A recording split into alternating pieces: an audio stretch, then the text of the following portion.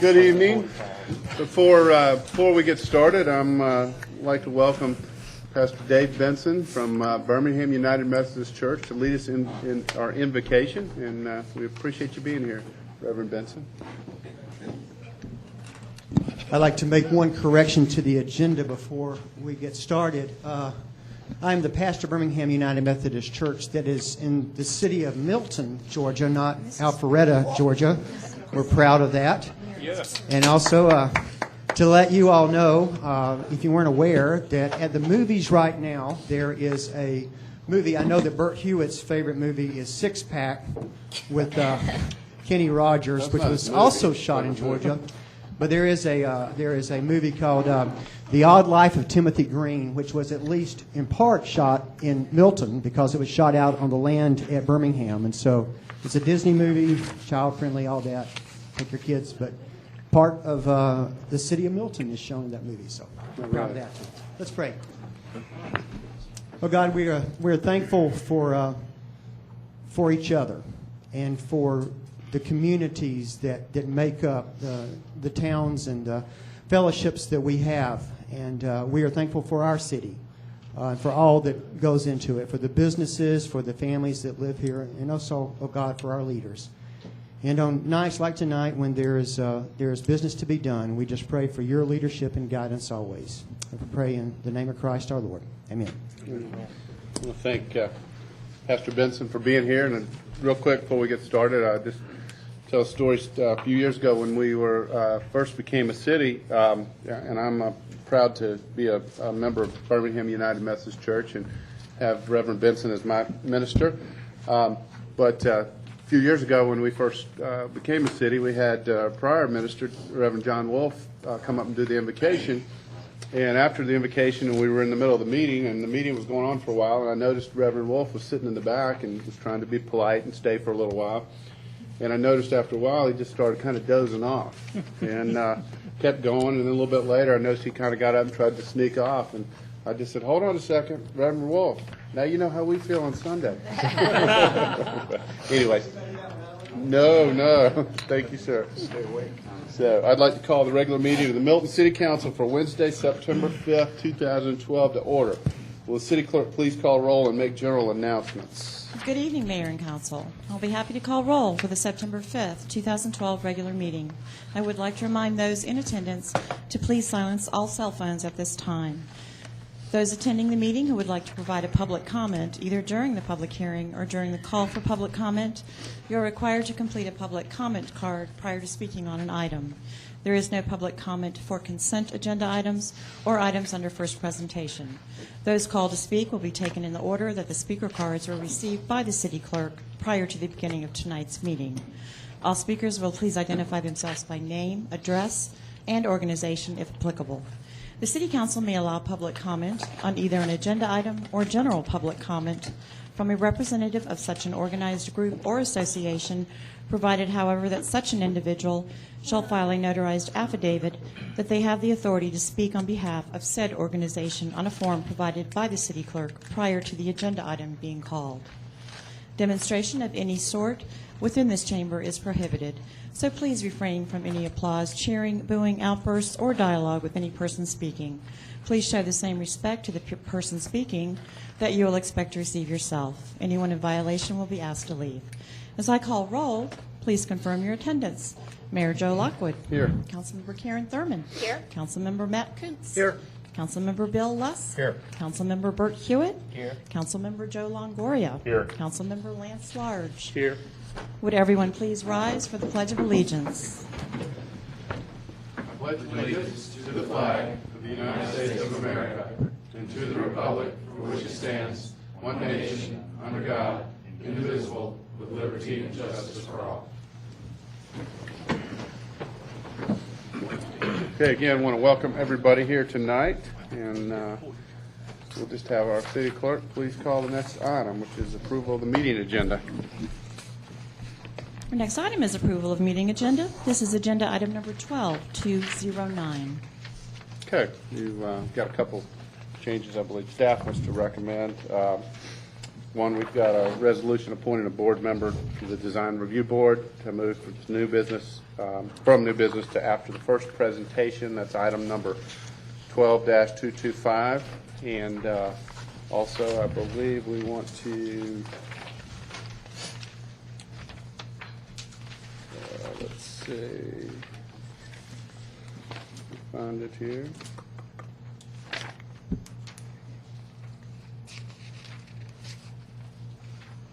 Take our zoning agenda item per our city attorney comments and move that to unfinished business. Is that correct, Kim?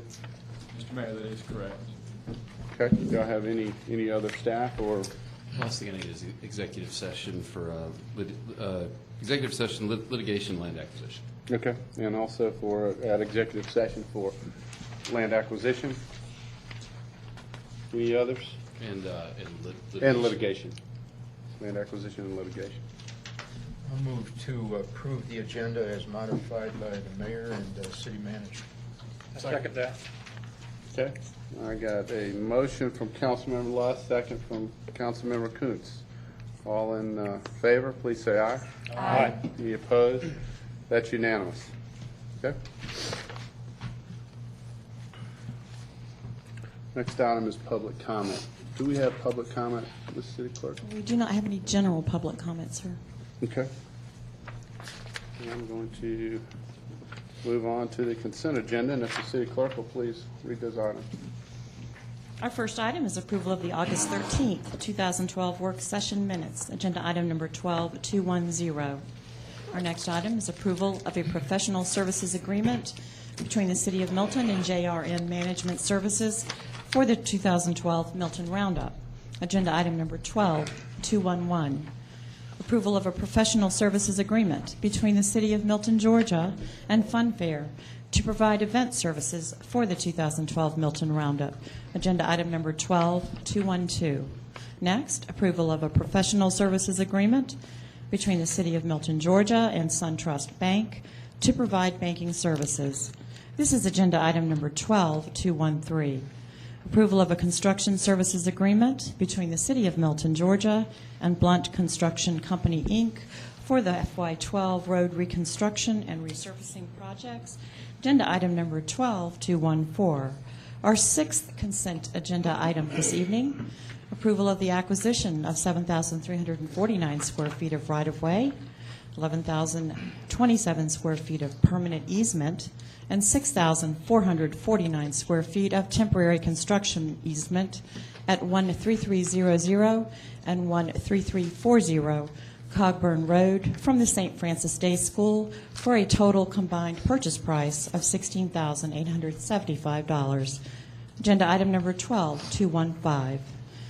Next, approval of the acquisition of 665 square feet of right-of-way, 3,393 square feet of permanent easement, and 625 square feet of temporary construction easement at 13307 Cogburn Road from Daniel J. Doherty and Sarah Doherty for a total combined purchase price of $14,200. This is agenda item number 12216.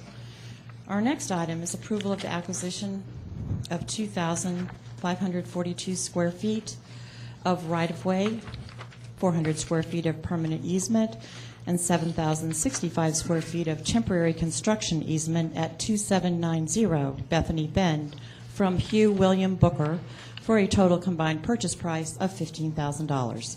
Agenda item number 12217. Our ninth and final consent agenda item this evening, approval of the acquisition of 5,092 square feet of right-of-way, 900 square feet of permanent easement, and 17,242 square feet of temporary construction easement at 2765 Bethany Bend from the Kings Ridge Christian School for a total combined purchase price of $15,800. This is agenda item number 12218. Okay. Do I have a motion to second on the consent agenda? Mr. Mayor, I move that we approve the consent agenda as submitted. Second. Okay. Got a motion by Councilmember Large, second by Councilmember Longoria. All in favor, please say aye. Aye. Any opposed? That's unanimous. While we're not discussing the consent agenda, I do want to make a statement just for, if there's anybody here in the audience or public, just for information's sake. A lot of these, you see a lot of right-of-way easements and temporary easements and dollars spent on those, but just so everybody knows, those are based on actual current market appraisals, and there's a lot of thought that goes into that, and all those aren't just arbitrary numbers. They're fair and accurate and fair numbers for the city as well as hopefully for the property owners. So a lot of thought that goes into that to make sure that we're spending the dollars wisely. Okay, we'll move on to reports and presentations. Will City Clerk please down those items? Proclamation recognizing September as Pulmonary Fibrosis Awareness Month. This proclamation is being presented by Councilmember Burke Hewitt. Good evening. Thank you. Pulmonary fibrosis is a debilitating disease marked by progressive scarring of the lungs that over time interferes with the breathing by hindering the ability to take in oxygen. In most cases, the cause of this disease is not known. Unfortunately, pulmonary fibrosis is debilitating and fatal. Currently, there is no FDA-approved treatment for pulmonary fibrosis, and as of yet, no cure. The prevalence of pulmonary fibrosis is on the rise, up 150% in the last 10 years. However, research funding has remained relatively stagnant. In order to gain more awareness of pulmonary fibrosis, the Coalition for Pulmonary Fibrosis has named September as Pulmonary Fibrosis Awareness Month. Local members of the coalition, some are here this evening, will travel to Washington, D.C. later this month to help raise awareness and hopefully secure additional funding to help find treatments and a cure for this disease. This proclamation will be presented to the National Coalition, and Milton will be noted as supporting their efforts to fight this disease. So I'm going to present this proclamation, and after I'm done reading it, if y'all want to come up, we've got several members in the audience that are personally affected by this disease, and we'll present the proclamation to you. So, proclamation recognizing September as Pulmonary Fibrosis Awareness Month. Whereas pulmonary fibrosis is a lung disorder characterized by progressive scarring known as fibrosis and deterioration of the lungs, which slowly robs its victims of their ability to breathe. And whereas pulmonary fibrosis affects at least 128,000 Americans with an estimated 48,000 new cases diagnosed each year and has no FDA-approved treatment and no cure. And whereas pulmonary fibrosis is difficult to diagnose and an estimated of two-thirds of the patients die within 5 years of the diagnosis, meaning as many people lose their lives each year to it as breast cancer, 40,000. And whereas in the month of September, the Coalition for Pulmonary Fibrosis, a 501c3 nonprofit organization founded in 2001 to accelerate research efforts leading to a cure for pulmonary fibrosis, while educating, supporting, and advocating for the community of patients, families, and medical professionals fighting this disease, seeks to achieve greater national awareness and fundraising in the race to find a treatment and a cure for pulmonary fibrosis. Now, therefore, we, the Mayor and City Council of the City of Milton, hereby dedicate the month of September 2012 as Pulmonary Fibrosis Awareness Month in the City of Milton, Georgia, given under our hand and seal of the City of Milton, Georgia on this, the 5th day of September 2012. So if y'all want to come up, we'll present this, and we'll have the Mayor and Council come down and snap a photo.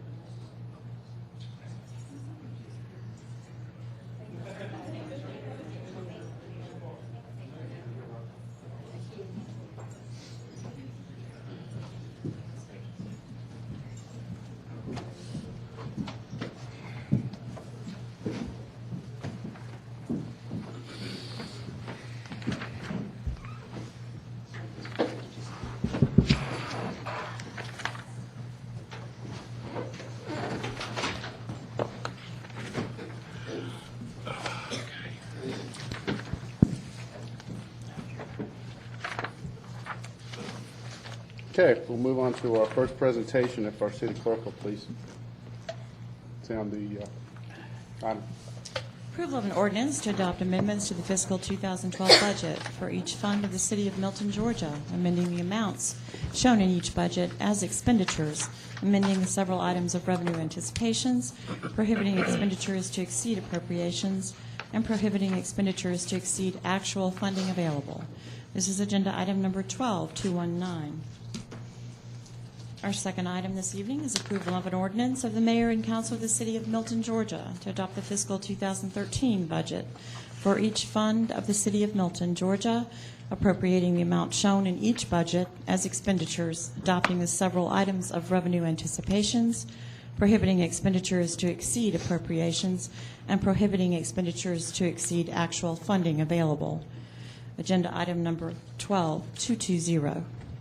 Next, ZM 1202, VC 12-05, 5304 Windward Parkway, Panera Bread. Applicant Arc Vision, Inc., to request the following conditions of ZM 0804 to be modified to the following for the purpose of a new drive-through for Panera Bread. 2A, to the site received by the Community Development Department on August 13, 2012.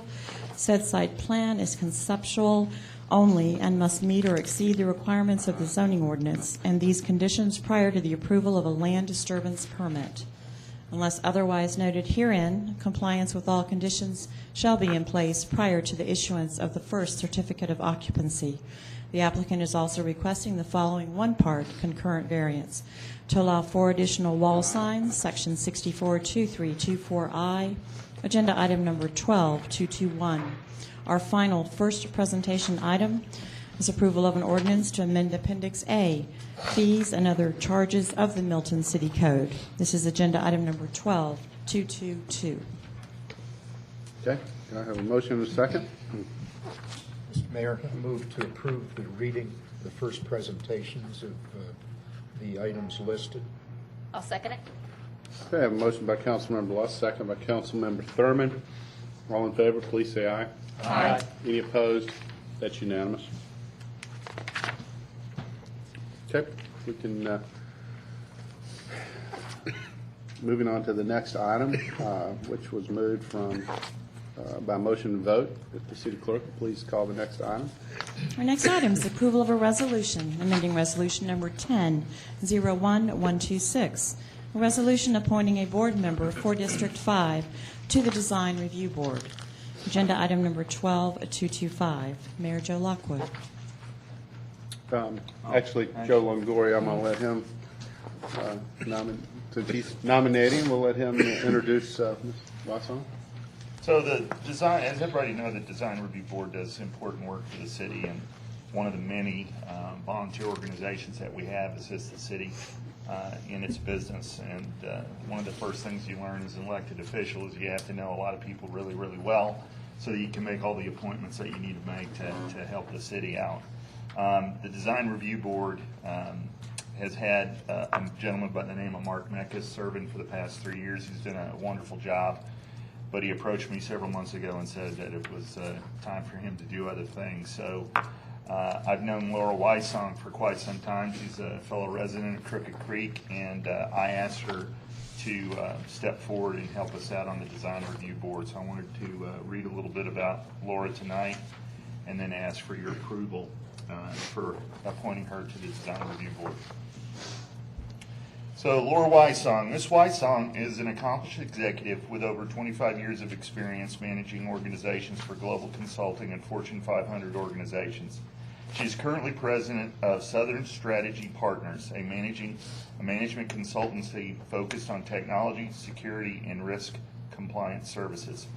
Prior to founding Southern Strategy Partners, Ms. Wysong was the managing director for Parson Consulting, a global consulting firm providing services in finance and accounting operations, corporate governance, risk, mergers and acquisitions. Ms. Wysong also held leadership positions with Ernst & Young, Deloitte Touche, Anheuser-Busch, GE, EDS. She has a Bachelor of Business in Finance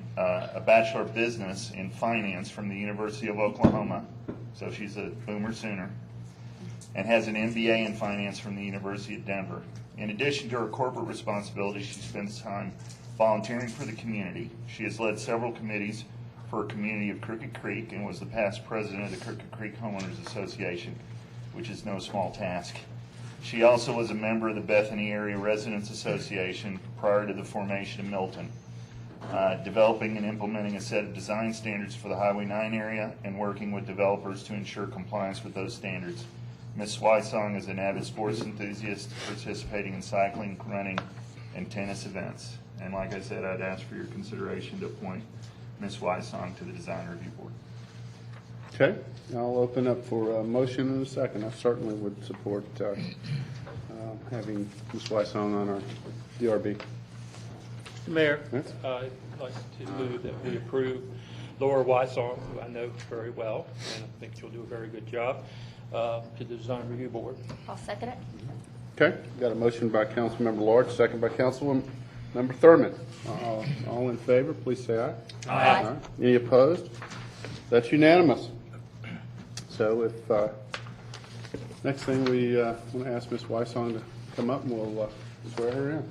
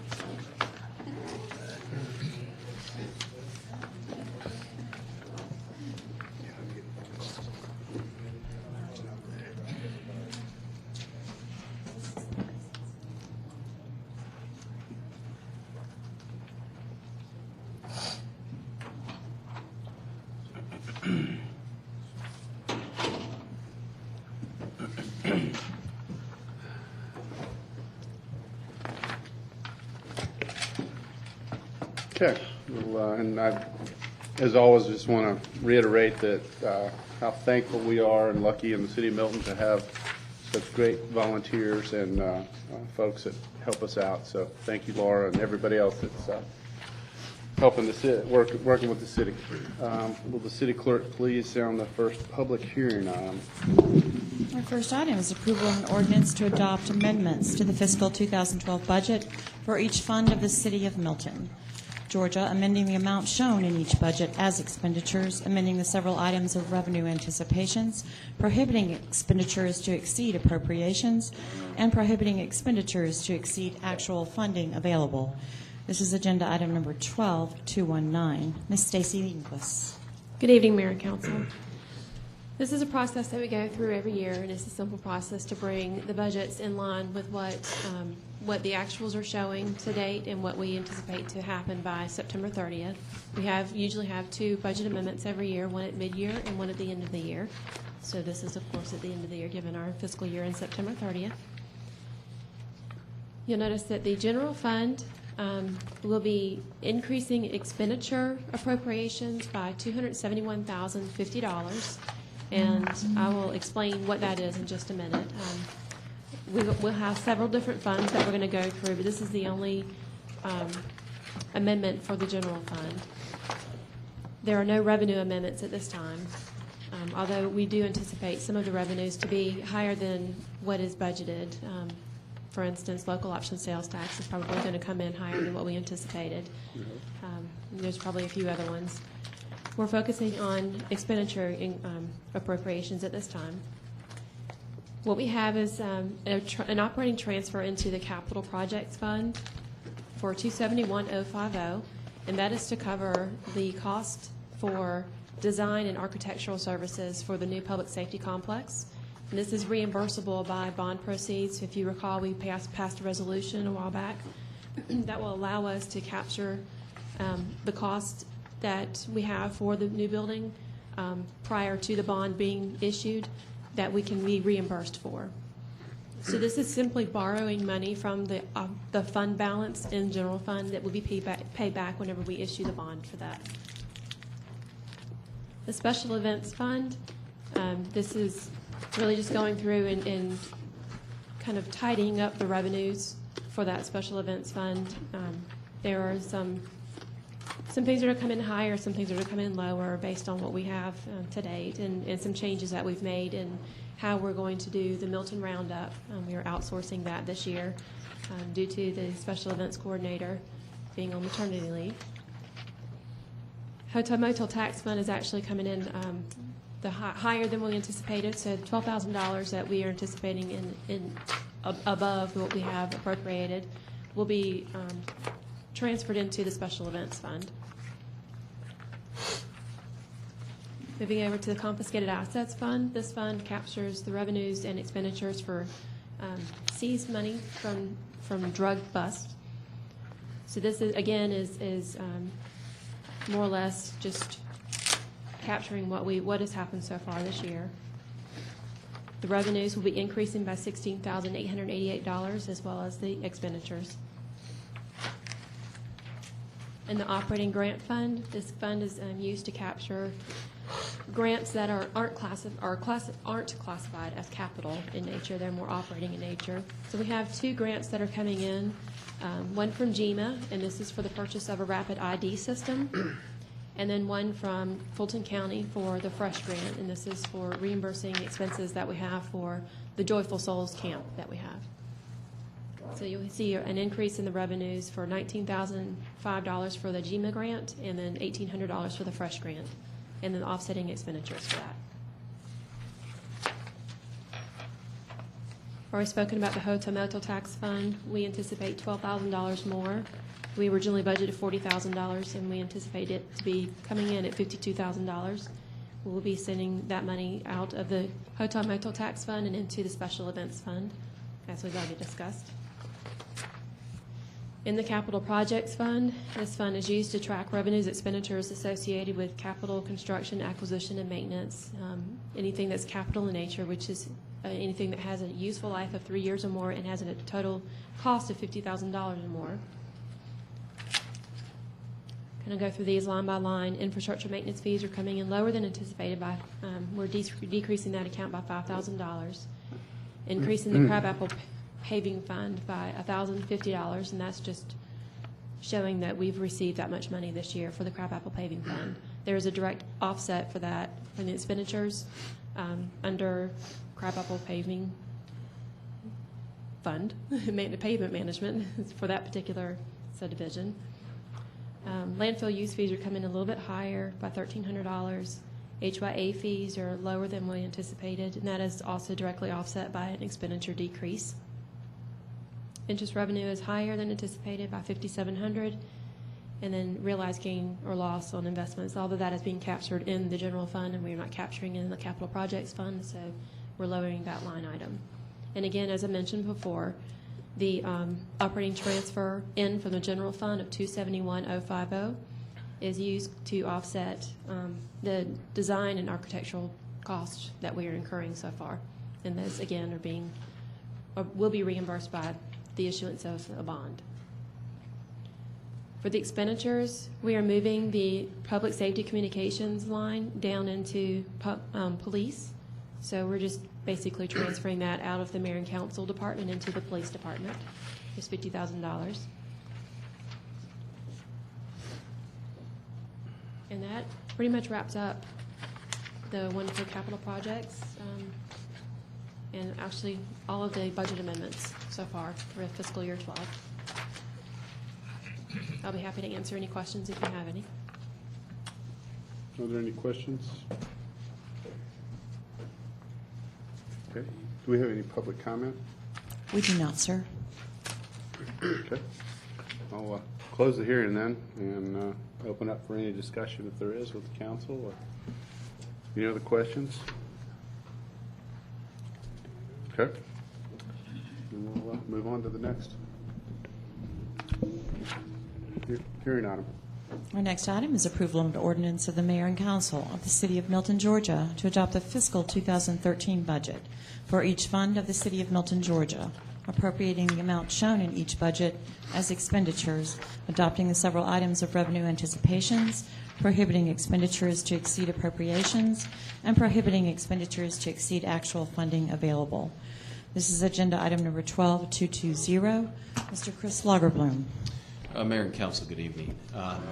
Nobody noted in that last agenda item, but I want to say that's the closest we've ever gotten at the end of the fiscal year to a budget adjustment at the end of 12 where we didn't have to make a whole bunch of adjustments back and forth. That was the closest we've got it yet, so maybe we're on to something with closing out a fiscal year.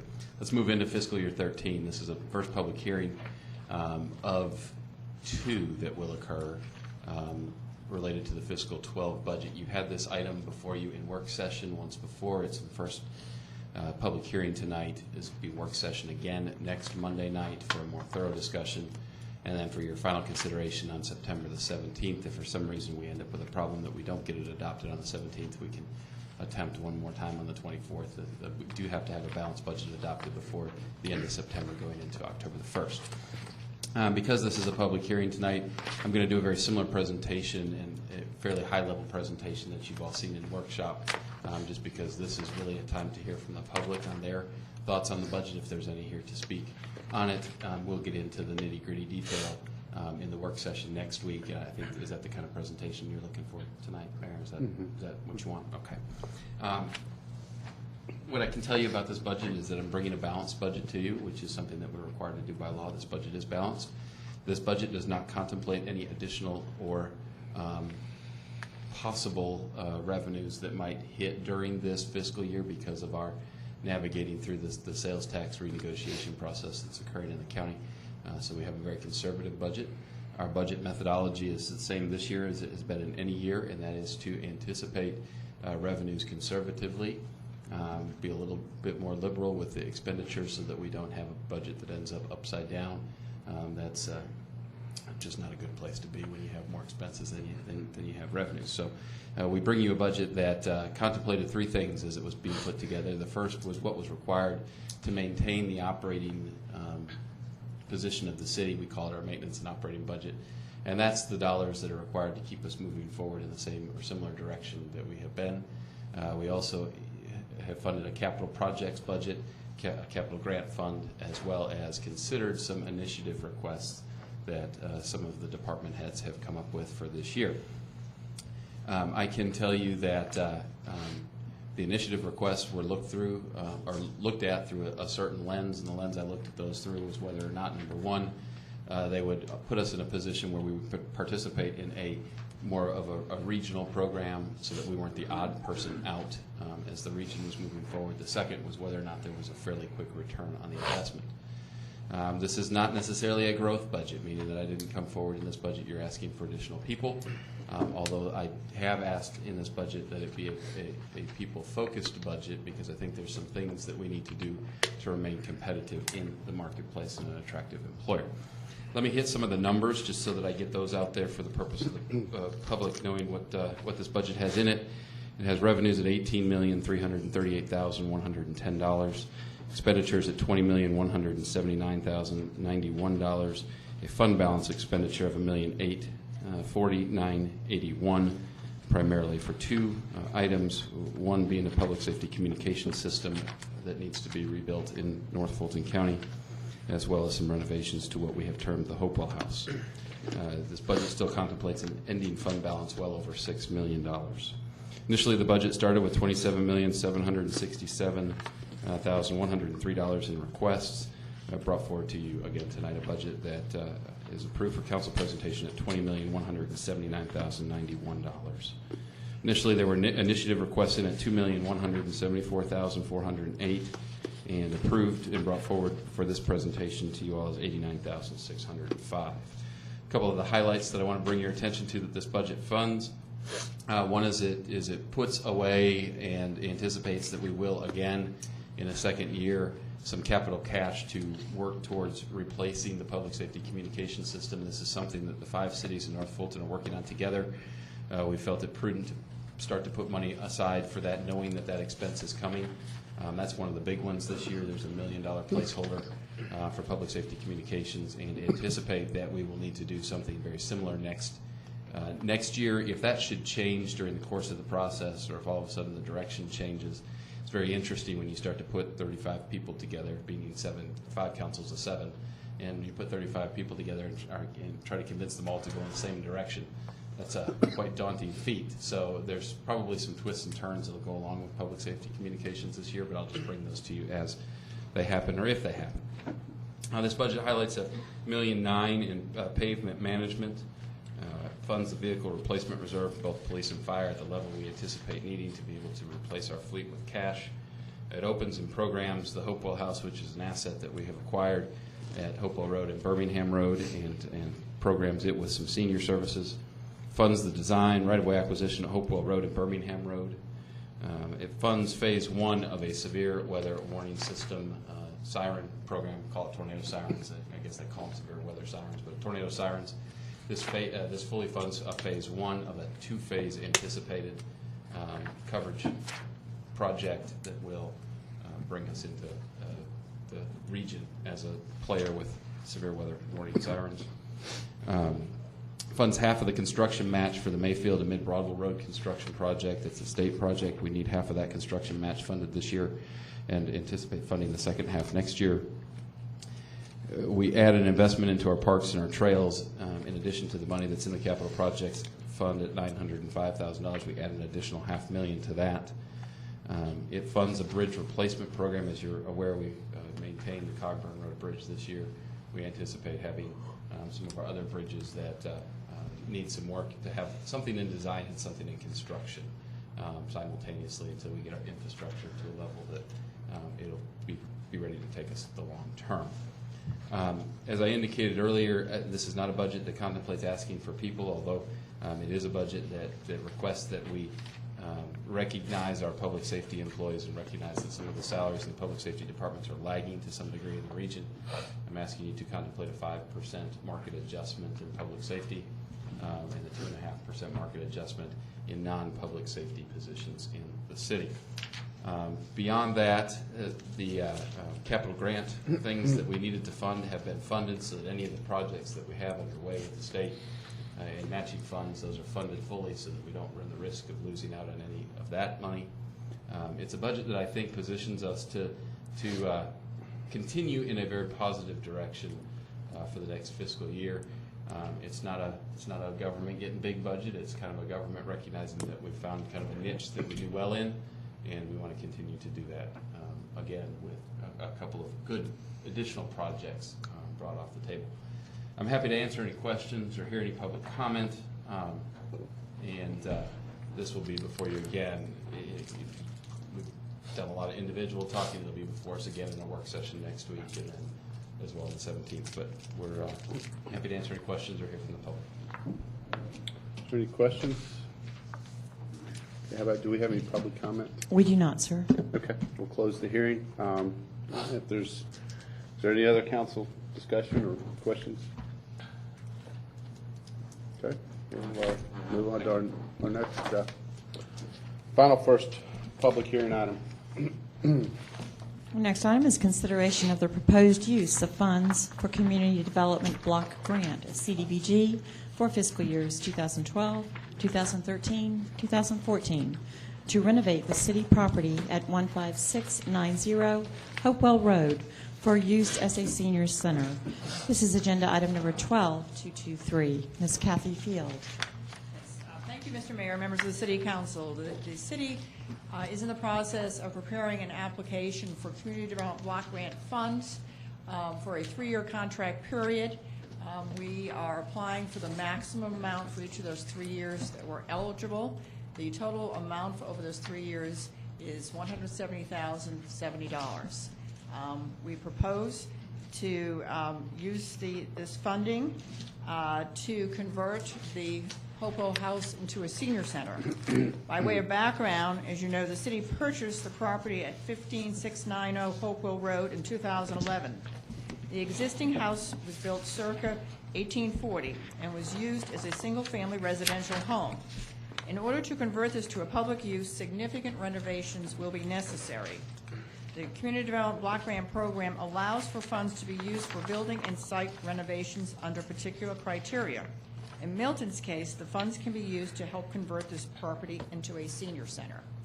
It would be our intent after the public hearing tonight to bring before you at the September 17th meeting a resolution for your review review and then approve and transmit our application to Fulton County, who is the administrator for these HUD funds that come through the county to us. I'm available for any questions. Any questions, Karen? This is just for us to apply for the Community Development Block Grant. This doesn't really tie us to these exact numbers or anything in the probable cost estimate, correct? Correct. But what we're applying for is $56,690 for each of the 3 contract years to be used for this project. Okay. But that doesn't tie us to this whole project cost of $700,000. No. What it's saying is that we'll use this 170 for that purpose. Right. Okay. Yes. Okay, Bill?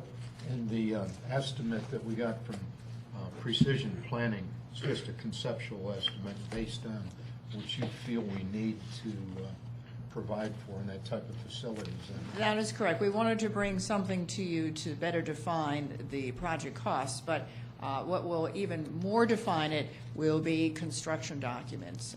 We are out to bid actually for architectural services to detail the cost estimates and to prepare the bid documents for construction. And then at that point, we'll have a very, very detailed cost. And I just might add, add a comment that I know myself, I've looked through that and made some comments, and I think Councilmember Luss did too, that we did feel that that initial budget was fairly high, and that we could hopefully be good stewards and find ways to cut that way on down. So again, I think we can all work together to try to squeeze that down some. Mr. Mayor, in response to that, I'd absolutely agree with you. One of the things we asked for when we asked that, though, is we asked for their conservative opinion, right. And it's even titled an opinion. It's always good when you start to estimate costs, and you all know this, that something costs $500,000, and you decide, and you all of a sudden your opinion is that it costs $600,000. You look brilliant when it only costs $500,000. But if you say it's only going to cost $450,000 and it costs $500,000, then you're not real smart at cost estimating. So, yeah, I think it's big, but it's what we have to work with at this point. It's kind of like when I tell my wife I'll be home from city council meetings at 11, and then when I get home at 9:30 or 10, she thinks I did a good job. Okay, any other questions on this? All right, is there any public comment? There are not, sir. Okay, we'll close this hearing, and if there's no more discussion, we'll sound the third. This is our third public hearing for approval of an ordinance of the Mayor and Council of the City of Milton, Georgia, to fix the ad valorem tax rate of the City of Milton for fiscal year 2012 and for other purposes. Agenda item number 12-205. First presentation was heard on August 27th at a special called 9 a.m. meeting. Our first public hearing was also heard on August 27th at 9 a.m. Our second public hearing was heard on August 27th at a special called 5 p.m. meeting. Ms. Stacy Inglis. This is the third and final public hearing that we are required to have, since this is considered a property tax increase due to reassessments of the values of the properties in Milton. The tax bills are going to be mailed out tomorrow if we approve the millage rate tonight, and they will be due on November 5th.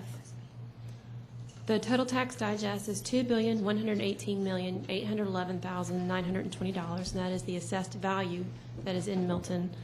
Total taxes that will be levied off of that assessed value will be $9,261,067.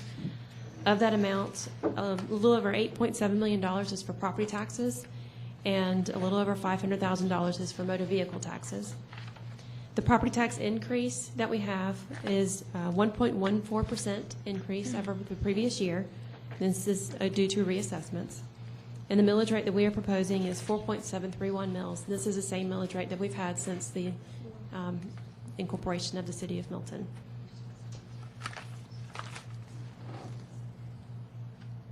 Any questions for Stacy? Okay, do we have any public comment?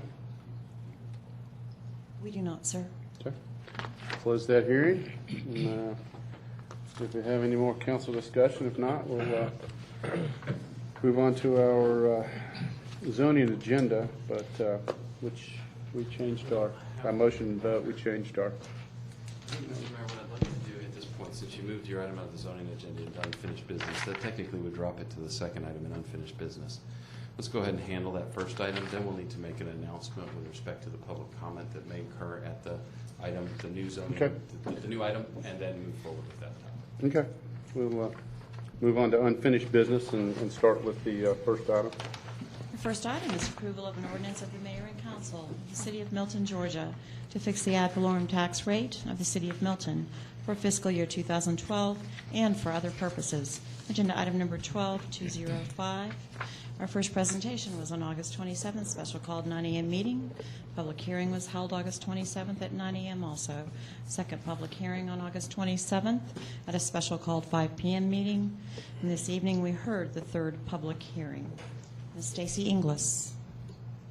Well, as we discussed in the public hearing that you just heard, the proposed millage rate is 4.731 mils. I'll be happy to answer any questions. Okay, are there any questions for Stacy and Karen? Just on the public, based on the public comment we had at our last meeting, were y'all able to determine how much our cost to provide the services has gone up, and has it gone up more than the 1% that our current assessment property tax increase has gone up? Yeah, I can take that one. I mean, I think the short answer to that is yes. Okay. You know, that's probably one of those beauties in the eye of the beholder answers. You know, I can sit and tell you that I think that the service level has increased consistently over the last 5 years, and I think that our service level since 2006 is not even really comparable. I think you'll see some of that next week when we release and present the results of the satisfaction level of the people that live in Milton at this point. So, you know, without putting a specific dollar figure to it, I'm comfortable in the answer to your question being yes.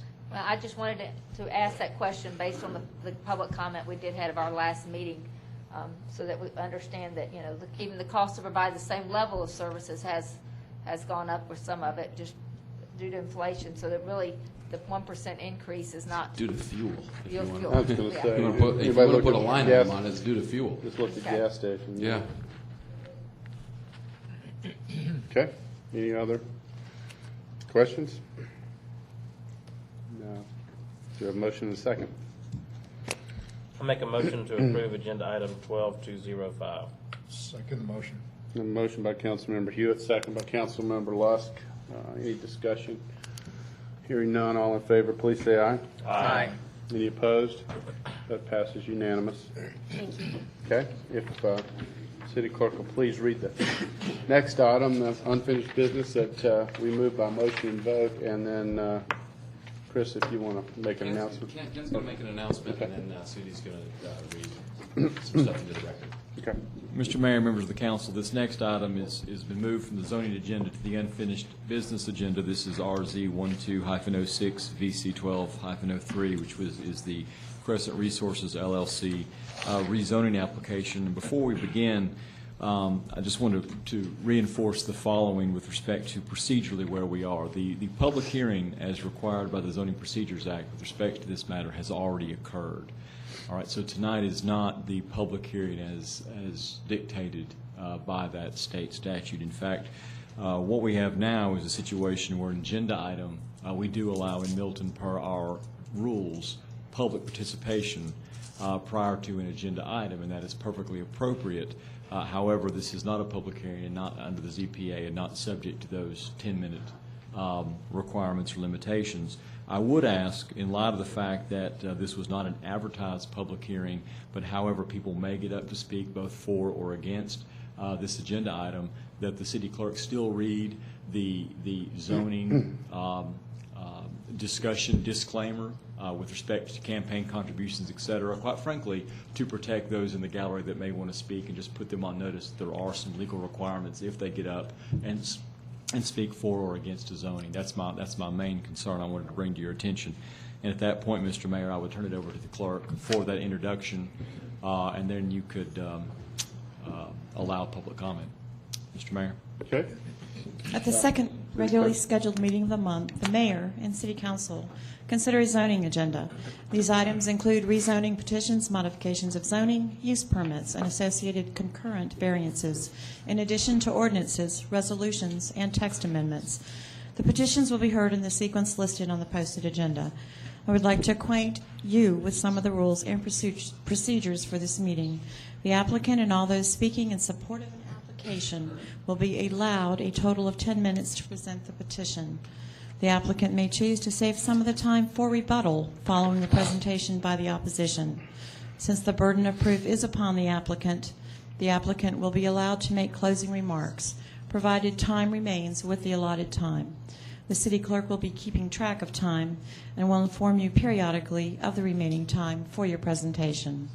Those called to speak will be taken in the order that the speaker cards were received by the city clerk prior to the beginning of tonight's meeting. All speakers will identify themselves by name, address, and organization, if applicable, before beginning their presentation. The Planning Commission has heard the rezoning agenda items, and recommendations have been forwarded to the mayor and city council for consideration and disposition. The applicant shall not submit material to the council during this meeting unless requested to do so. All material that you wish to be reviewed by the council in consideration of your application should be submitted to the Community Development Department to be included in the normal distribution of packages to the council. When an opponent of a rezoning action has made within 2 years preceding the filing of the rezoning action being opposed, campaign contributions aggregating $250 or more to a local government official of the local government, which will consider this application, it shall be the duty of the opponent to file a disclosure with the governing authority of the respective local government at least 5 days prior to the Planning Commission meeting. A violation of relevant state statute will constitute a misdemeanor.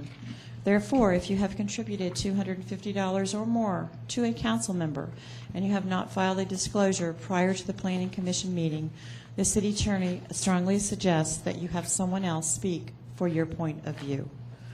Our zoning item this evening under unfinished business is RZ 1206, VC 1203, Deerfield Parkway by Crescent Resources LLC to rezone from C1 Community Business and OI Office Institutional to A, Medium Density Apartments, to develop a total of 256 residential units at an overall density of 12 units per acre.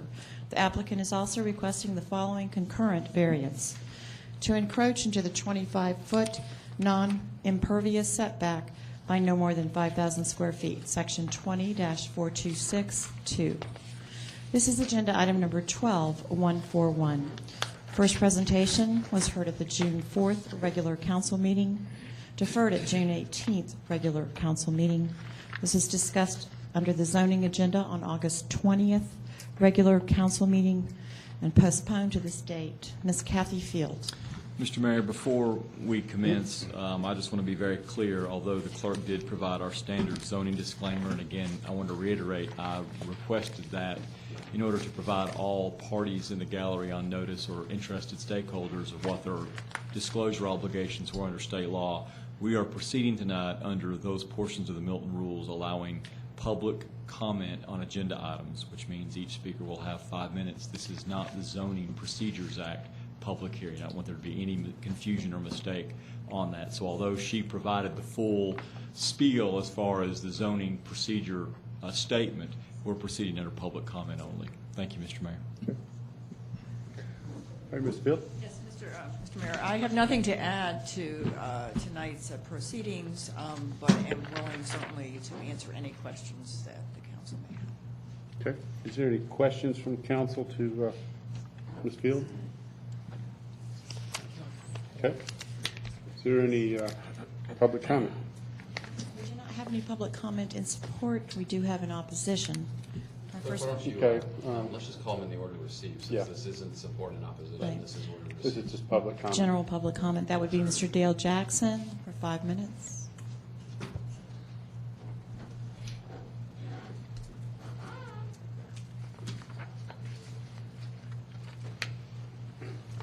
Council members, I'm Dale Jackson. I live at 2105 Bethany Way in the city of Milton. I am also the chairman of the Milton Business Alliance, but I'm not speaking on behalf of Milton Business Alliance this evening. I'm speaking on behalf of the citizens of Milton and other interested parties. I am personally opposed to the downzoning of this property to medium density from O&I and C1 due to the fact that the city of Milton has a limited amount of commercial property that can be used for businesses at this time, and this is 21 acres of property that will end up being apartments.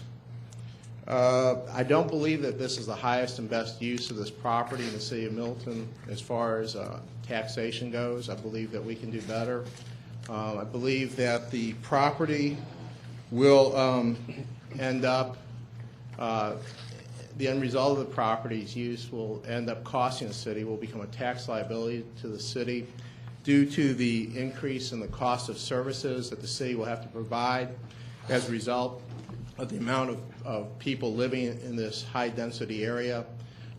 It's my belief that apartments end up in the initial stages being a very nice development, but as the years go by, the property typically is resold, and at that time, the quality of the residents of the apartment complex goes down. The rental rates go down in relationships to the property and the cost of living, resulting in the potential undesirable element moving in. We've already seen in the past in the city of Milton crime and murders that have resulted in these high-density areas. The cost of services, as far as even if we, in my opinion, if we add, it's not really reasonable to say that we add one police officer or one fireman or one paramedic. Typically, you have 3 shifts of these folks, so you don't really add one, you add 3 individual employees to the city. So it's my opinion that each employee relatively costs the city $100,000 a year to provide salary, benefits, and equipment and training to. So we're looking at a $300,000 additional liability to the city. I request that the council analyze that in regard to the taxation that will be gained from that property. As far as the increased 2 minutes demand, remaining. excuse me. 2 minutes. Okay. As far as the increase, there'll be an increased demand on our educational infrastructure here. Although Cambridge High School was just added, it was added with the goal of servicing the community and the potential future housing that was going into the area. This was not considered part of that formula, and I believe that that will increase the demand on teachers. I don't believe that proportionally the demand, proportionally that the amount of taxation resulting from the property to the county will give the school board enough resources to staff the school adequately, and the result will be that we'll have increased class sizes for our students, and therefore the the testing level and the educational level of the schools will decrease. One last point on this is that we already see on Deerfield, obviously Deerfield is a very dangerous road for the city because of the obvious police presence that's on Deerfield on a constant level, watching for violators. I believe that increasing the amount of folks entering 30 and leaving seconds remaining. Deerfield will create increased demand and potential risk on the citizens on that street due to the traffic congestion as shown by the existing traffic watch that's on that street. Anyway, in closing, I urge the council to vote against the rezoning. Thank you. Thank you. Okay, do you want to call the next public comment? Our next public comment comes from Joy Ferguson.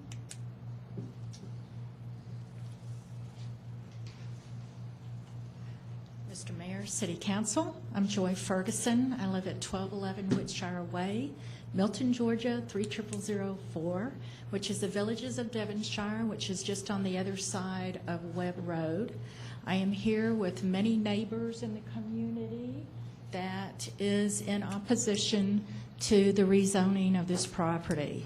We live in a condominium development and are very concerned about the property values, that and traffic, as well as the fact that we would really love to bring jobs into the area and keep it zoned as a commercial area so that we support the community more by bringing in work for the people who already live here. And so I want to say that the gentleman, this smoke, was very impressed with his research, and we agree with his comments, and we would request that you do not rezone this property. Thank you very much. Thank you. Our next comment comes from Kelly Cleveland.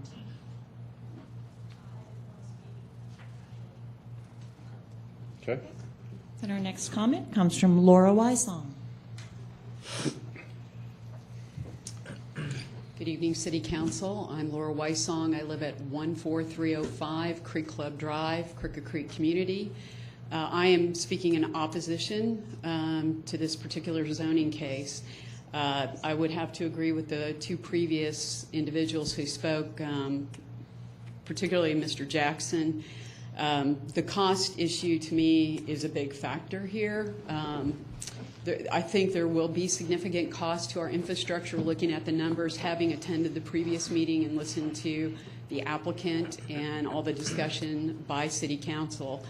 Very concerned with the cost on our schools, the demand on the school system, fire and police, and infrastructure. I think we didn't really talk much about that, but if you look down the road, what's happening from an infrastructure perspective on the roads, there's going to be significant increase in traffic on Deerfield Parkway. We've got a development going up Morris Road that's going to happen in the near future in Forsyth, and that traffic is going to spill out onto 400, and they're going to go down Deerfield Parkway.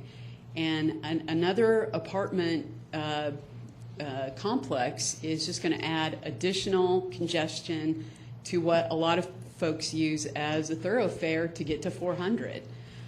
So I have a significant concern there, just the entire cost of the taxpayers. And I do believe with Mr. Jackson, who spoke before, that there is a higher and best use for property, and commercial, to me, is where it has to be. I listened to the discussions last time of council, and I would have to agree with those folks who discussed the better use of commercial for that piece of property. We are limited to our commercial space in the city of Milton, and I, as being a business person, I want to see more business revenue in our city. I think we have to have it in order to survive as a city. We've got to find ways to generate more revenue, bring more business, and I think, as Karen Thurman said, bring more jobs. Apartment complexes, as Mr. Jackson said, it's great to think that initially we can get those sort of rents, but the reality is, with the competition that's right up the street, it's not going to happen. We're not really a live-work community. We're a commuting community. It is what it is. I mean, it's just the way we are. So we have to kind of live with what we have.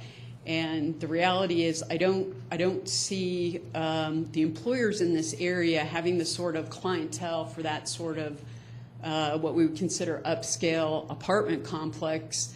If you look at the folks working in this community, we're talking retail, call center. Those folks aren't going to be able to spend that sort of money. 2 minutes remaining. So, we have to look at the total picture of what's going on here. And I just believe, from being a business person here in the city and involved with the city, that the best use is for us to keep it commercial and do what we can to, promote our city and bring in business. Thank you. Thank you. Laura, before you go back to your seat, could I just, for the purposes of clarifying on the record, since technically now you are a member of the Design Review Board, would you just come say that those comments were not on behalf of the board, but that those are yours? Yes, yes. For the record, those were my personal comments as a citizen of the city of Milton and not as a member of the Design Review Board. Thank you. You're in the public eye now. Okay. Next comment. That's all we have, sir. That's not accurate. Yeah, I think there may be some more cards. So did you have a card for? We have Mr. Nathan Hendricks, Pete Hendricks. Mr. Mayor, members of council, I was not going to speak unless other comment was forthcoming, and so there was, so I did want to speak to you. Your staff has done a wonderful review, analysis, and recommendation to you. I don't need to tick through it on point by point, but is it suitable? Yes, in the affirmative. What with the adoption of your Highway 9, Georgia 400 master plan, it fits what was intended under the scope of that master plan. Does the property have a reasonable economic use as currently zoned? Take a few minutes, and I've had some discussion on this previously. I happen to have been involved back in 1996 when the entire 540 acres that constitutes Deerfield was put together. We best guesstimated, because there was no MIX district, exactly where these different uses would go. And so the first revisit on this piece of property since 1996 was 2 years ago in 2010. A portion of it I took through rezoning. Some of you may remember, for autism center associated with a school and residential component. And the tract next to it, the balance of the property you have in front of you this evening, was taken through for office zoning for a data center. Those two zonings, after entitlement was achieved, time was spent, money was expended, the market was not there for those properties. They did not come forward. There has not been any development that's been done on those properties. So not of my guesstimation, but the market has spoken to the fact that there is no reasonable economic use of those properties as they are currently zoned.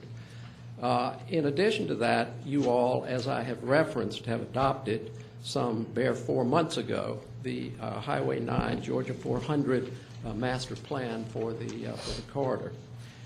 In that study, in that review, in that analysis, it's been determined, and your staff has presented to you, that within the city there are a total of 2 tracts that are specified for multifamily development, the one that you've got in front of you, and another one that labors under being in a 100-year floodplain with no development capacity because of the burdening of that floodplain. So this is it. This is the tract that you have in front of you. As far as tenant profile, I think we've all become aware that over the last 3 years, there's been a drastic change in tenant profile. A lot of people chewed up, spit out, lost homes, lost money. They want nice places to rent, but they are not going to own again. In addition to that, you've got young people, which is aggressively what this market is after. If you look at the site plan, you will see by the amenity package, it is not juiced up with things that would attract families. And in furtherance of that, responding to what we heard by earlier comment from you all as to the school situation, we have deleted any and all 3 units from this. This will be singularly a mix of 1 and 2 units, which ought to affirmatively be able to state the fact that we are not out there trying to attract families. As far as cost of services are concerned, you've been provided today. Mr. Joe McGorry, with the applicant, has presented his own profile of the takeoff cost of services, and it's about 1/10 of what was projected by the professional outfit that you had come in front of you. As far as wanting to hold on to the zonings that you've got right now, I've been at this stuff 30 years. I've been up and I've been down on the roller coaster. And the way this deal works, I think most of you probably are aware, you use up what's vacant, what's built.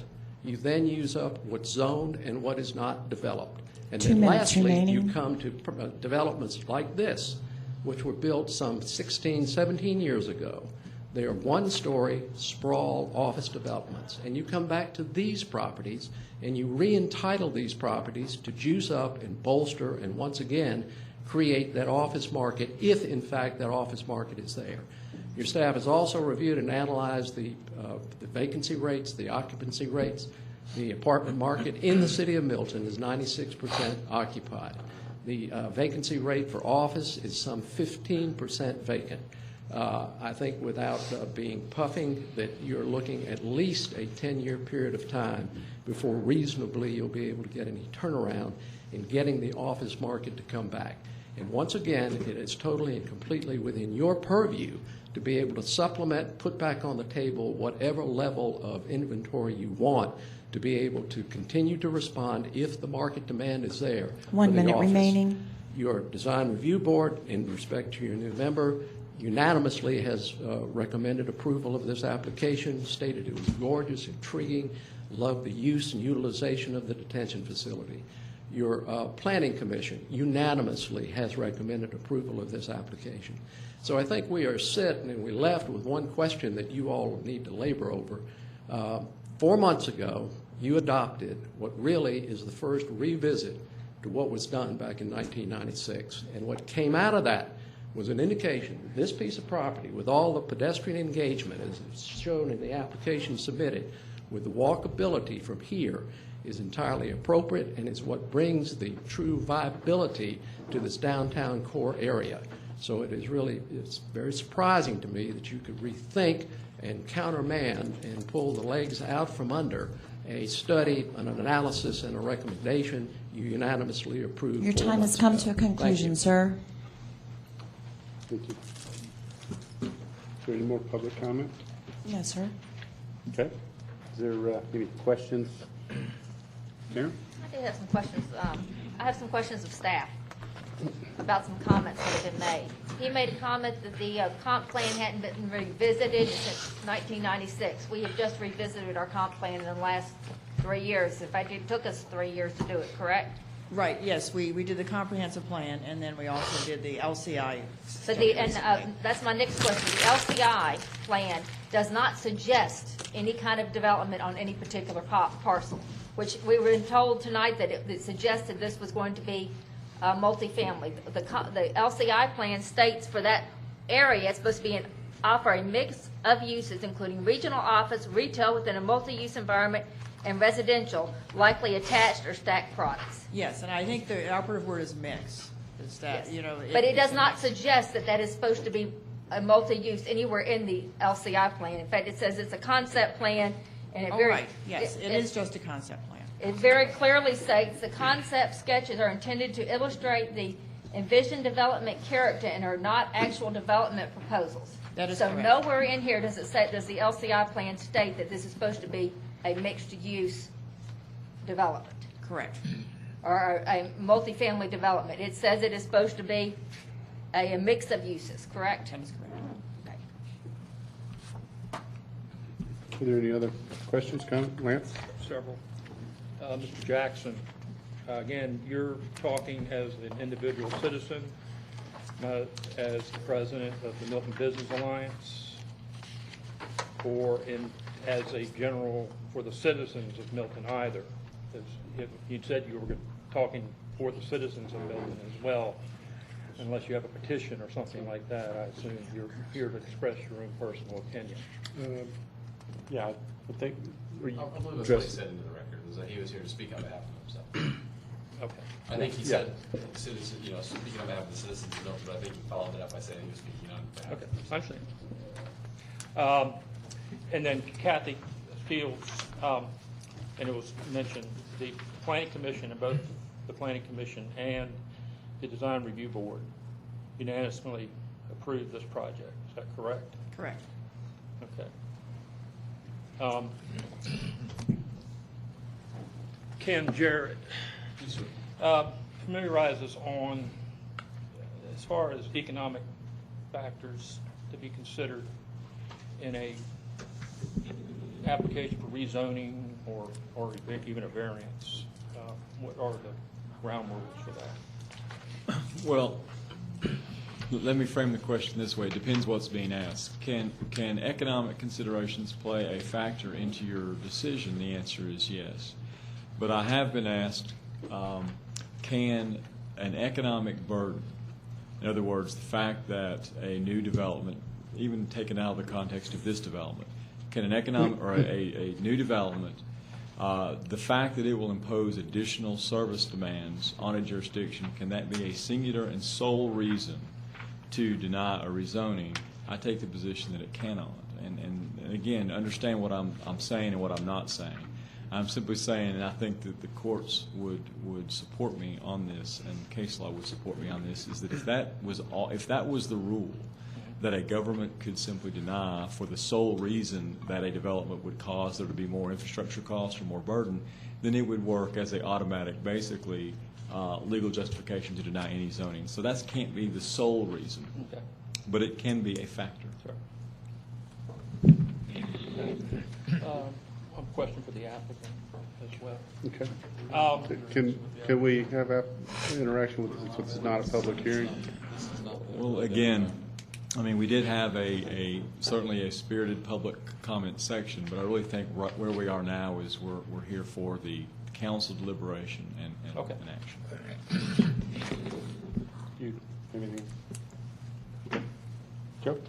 Yeah, I mean, I'll reiterate what we talked about last time, and this isn't an easy decision, and I certainly understand the mixed message that we get from all the different parties that are involved in this. I mean, we've got city staff looking at it one way, but the city staff isn't the group that's asked to make hard decisions on this. It's the city council that's asked to make hard decisions on this, and if this was a matter of, trying to decide if Milton, was going to be split 50-50 between its ability to develop commercial space versus its ability to be a, residential community, we wouldn't be having this discussion. I think it'd be, this all would be sort of moot. But the reality is we have, like I said last time, very, very little commercial property to develop in the city. And this isn't about what it costs the city. I'm not factoring in the issue that this is a burden from a cost point of view for the city. That's not my issue at all. My issue is what opportunities do businesses have to relocate into the city? They have very, very few, and this is one of the few properties. And I don't necessarily take any joy out of not allowing the applicant to get their way. I mean, they invested in this property. They want to see this property developed, and I wish I could grant them that. But this is a tough decision, and I think Matt Kuntz summed it up very, very well in our last meeting. We're looking for Milton to achieve something here. We're looking for Milton to take on a specific dynamic in the future. And if we give away all of our property that would allow businesses to relocate here and develop here and offer the work part of the live, work, play equation, then it won't turn out to be what we want it to be. So, for all the reasons I mentioned last time, for all the reasons that we spoke about here today, I just don't see how we can give up on that at this point in time. Okay, anybody else? Bill? I wasn't here, obviously, on the 20th, but I've had the opportunity to watch the Granicus review of that meeting. In fact, I watched it last Friday evening, and I watched it again last night in total. So I've heard all of these comments in discussion before. And obviously, I wasn't here to comment on it at that time, but I do have a few comments, and maybe it's in response to some of the applicants' comments here too. Number one, about the viability of this property to be used as commercial, and probably wouldn't come back on it or use of it as commercial maybe 10 years down the road. Well, they've held on to it for 10 years already. I've been in the building industry in the Atlanta area for almost 40 years. And typically what you see is everything goes in cycles. I remember the early 70s when it tanked. Again, in the mid to late 80s, it tanked. Again, in the 90s. Everything goes in cycles, but it comes back. The first thing that will go down the tubes will be residential. Then it'll be followed by commercial. And when it comes back again, residential usually comes first, and that's followed by the commercial. So I think to say that it's that far out, well, it's anybody's guess. Is it 10 years out? Is it 5 years out? Is it 10 months out? That's all speculation. But typically when the building market goes down, it's because of the market being overbuilt, and it takes a while for the market to absorb that. Of course, what we're looking now are other factors that have entered into this down market. Certainly, not only the national economy, but the world economy has played a big part in that. But when it does recover, I think it's that developer who's poised to hit the market first, one who has the resources, one who has the property, has the design, and has preliminary approvals to go to the market first. And if you're to the market first, usually you're going to do well. Well, I applaud them for being in such a position to do that. But that's not a compelling reason for us to change zoning like this. 2.5% of our total land area in the city, some 632 acres, is committed to commercial.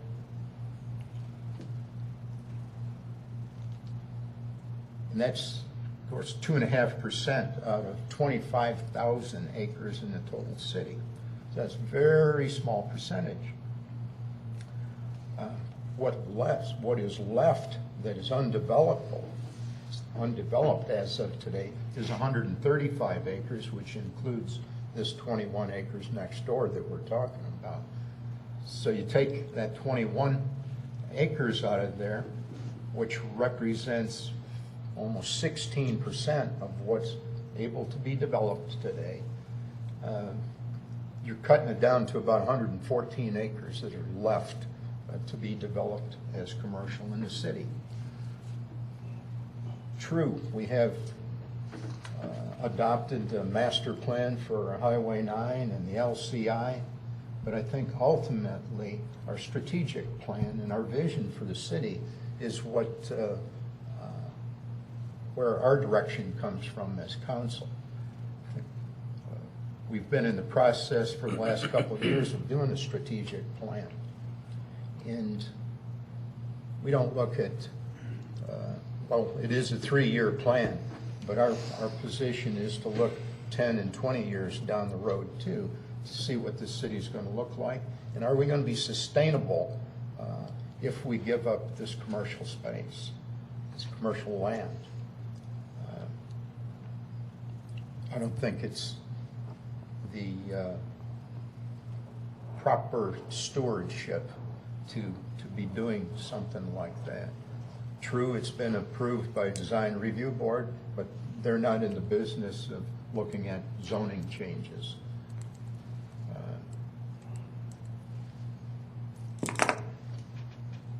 Then you talk about the new urbanism, and I've heard this argument before. Well, new urbanism is just a new term for the way we used to live 50 years ago. Live, work, and play community. We had small communities, small villages where we had concentrated retail. A lot of people lived around that retail area, commercial area. Some lived above these retail businesses. The parks were right within walking distance. The schools had parks. But I don't see this development here as creating a live, work, and play community. I would challenge anybody, and we talk about the young professionals and the empty nesters moving into an area like this or a development like this. Well, you take a look at it, and there is going to be connectivity. And I applaud the applicant for addressing that issue. You got connectivity to Fry's, of course, all of the other developments back there, Walmart, some restaurants, and then up the road here, Target. But I challenge the claim that these people are going to walk to these retail spaces. Certainly, an empty nester couple's not going to walk over to Walmart or to Kroger's and do their weekly grocery shopping. It's hard to envision something like that. I can't see these young professionals walking over to McDonald's or Chick-fil-A, one of my favorite places. There are really no destinations here. We're not looking at on Canton Street in Roswell. We're not looking at Greenville, South Carolina. We're not looking at Hoboken, New Jersey. Not Savannah for sure. We're looking. We're not looking at Carrick Street and Kilmarnock, Scotland. This is not a walkable situation. I've been in walkable communities before.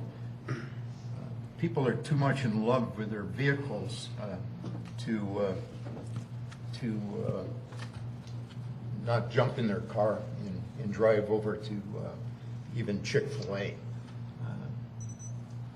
This, I find it very hard to believe that we're portraying this development as a walkable community. And for playing, well, where are you going to play out here? We do have an acre up here in the corner we're going to develop in the park, but I can't see 256 families going up there to play. What are they going to do? They're going to jump in the car maybe and go down to maybe North Park or Wills Park, someplace like that that's more available to them.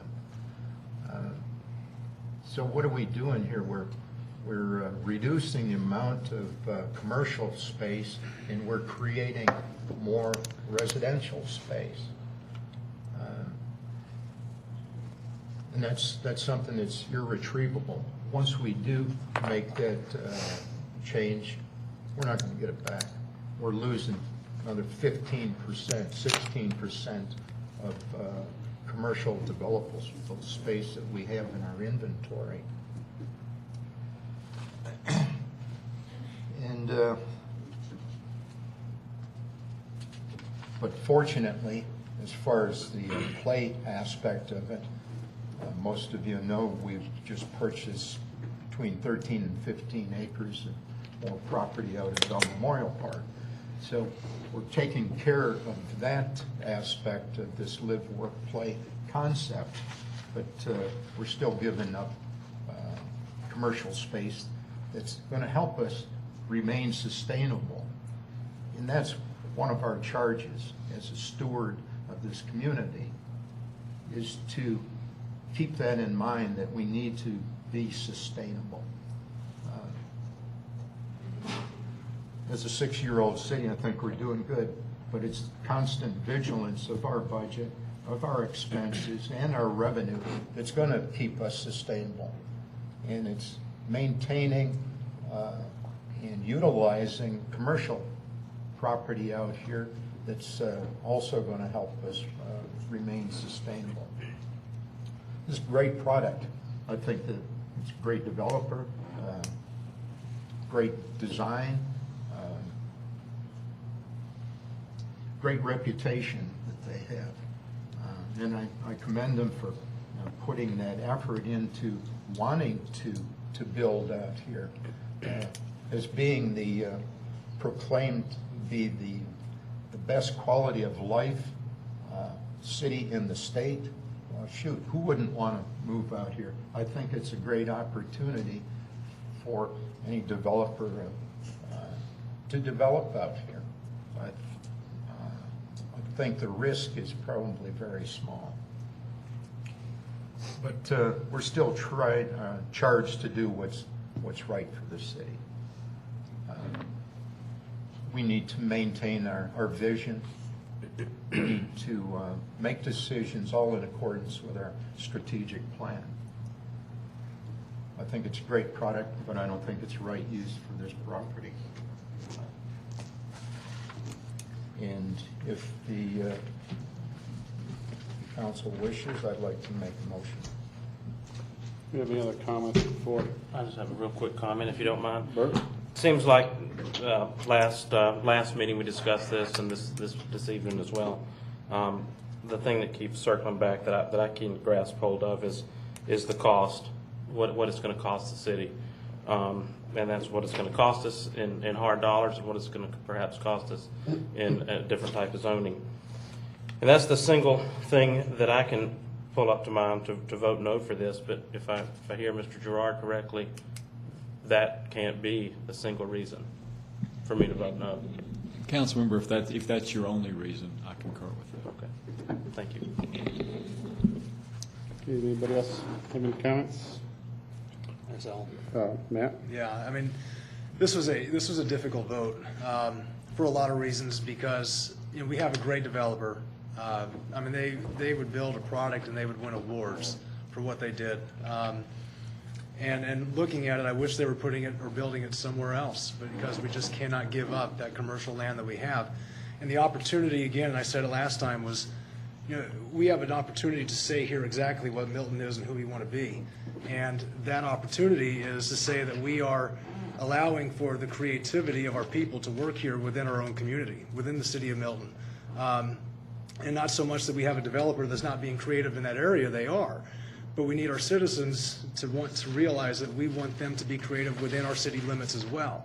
That is the engine for our growth and for our future. And if we give that away, we not only say to the entrepreneurs that are already here that we don't believe in you, but we believe in you by keeping this commercial land here. We believe that there is a future. We believe that with this current economic environment that we will get through this, that we have it within ourselves to make this thing work, that we have good partnerships with good developers. We're not saying no because we don't like them. We're saying no because we believe that we can do better, that we can be better, that we're making a statement to every single community around us as well, that Milton is the place where you want to live, work, and play. And so by keeping where we are with this commercial land, we are providing for our future, not just 10 years down the road, but 40 years down the road as far as what we're going to be. And what we're going to be is something special, because we all have it in ourselves to be that special. But we have to make sure that we've set up the foundation to do that. And by keeping the current commercial land, I think that we are going to get that done. Okay. If there's no more comments, I think Councilmember Lusk had a motion. Just Lance? a question, a comment. I think I stated my position in the last meeting, and I maintained that position. Councilman Lusk mentioned that, recession's kind of residential leads us in, residential leads us out of recession. I think one of the reasons, it is a difficult decision. And as Councilman Kuntz mentioned in previous meetings about listening to the people that we appoint on different boards, I realize their decisions are not binding, but to listen to their decisions in consideration of our decision. In fact, the Planning Commission especially unanimously approved this project has to take some bearing on there. Planning Commission's involved in the comp plan. Planning Commission touches about everything to do with land use and uses within the city. So to take those 6 individuals and totally discount what they did unanimously, I realize one's left now, and there's one coming back on who's actually stated in opposition of this project. But, you know, I can't discount their opinion. My feeling is that, again, yes, we have a limited amount of commercial property, but we also have to market that property. And if you create an environment that will help us market the remaining property, the remaining 114 acres that I guess was mentioned there, what we would have left after this 21 acres, then to me that's a benefit to help us market that. You've got, I don't know how many thousands of square feet of office space sitting right across the street from this parcel in Verizon. Now, how many of those employees do you think might move into this property and be able to walk? I would think they would. Even me, who rides everywhere, would probably walk if I worked at Verizon and lived in those apartments. And at 114 acres, even at a 20% floor area ratio for commercial, which I believe is an appropriate ratio to, I know I've done studies before we use that, that yields 1.2 million square feet of commercial space, either office, retail. So just using that floor area ratio, now I realize that 114 acres may not all be usable, but that is 1.2 million square feet within the city of Milton that could be created. And like I said, if we have an opportunity to help strengthen our position, market our properties better, have a more focused economic development initiative in this city, I'm all for that. Lastly, talk about play. I agree. We don't have much place to play around here. I live here. I represent the whole city, but I am the District 6. This is District 6, and I have made it very clear to the council and other sessions that we need some park space in this area, more than just an acre. And we are spending money in other parts of the city, and we do need park and play space in this part of the city too, because one of the reasons it is one of the densest areas and has all the commercial, and you need park space for the people that are daytime residents of the city as well that come here and work. So I believe that should be a focus of the city as well. But I, again, remain in favor of this project, and I just want to go on record.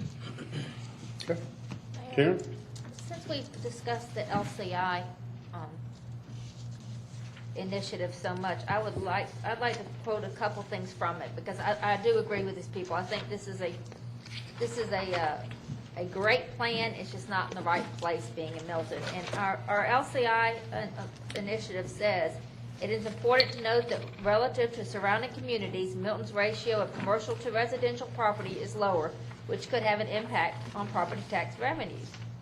It goes on to say, in addition, there appears to be more opportunity for office and retail development to support Milton and other area populations. And what that tells me, and it goes on, it says, given the strong base of executive households in Milton and the strong performance in the overall North Milton office market, it would appear that there is an opportunity to provide additional office space. Right now, we are only, in the LCI area, only 16% of the space is office, 20% retail, 23% single family, and 23% multifamily, with a little bit of vacant and parks.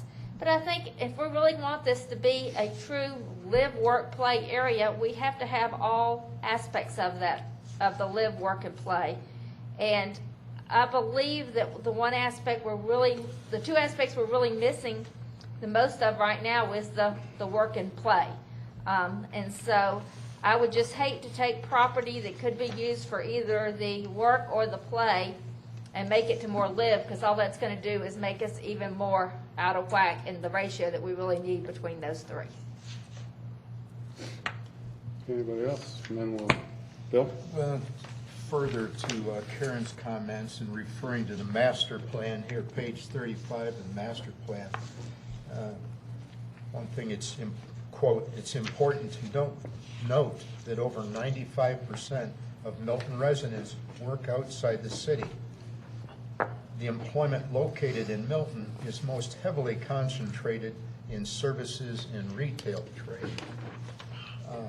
Certainly not something that's going to attract the young professionals. And further on page 37, I won't bore you too long, quote, "One of the factors that's driven the growth of office space in other communities is the presence of executive households. These are the decision makers that decide where to locate their offices. Given the strong base of executive households in Milton and the strong performance in the overall North Fulton office market, it would appear that there is an opportunity to provide additional office space.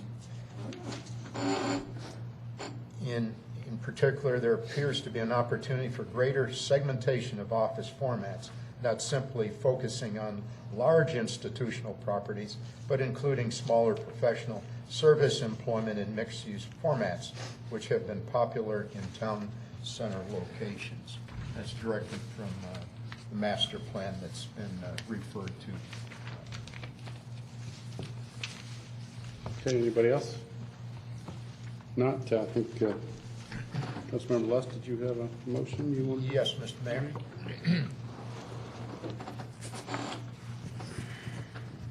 So, discussion.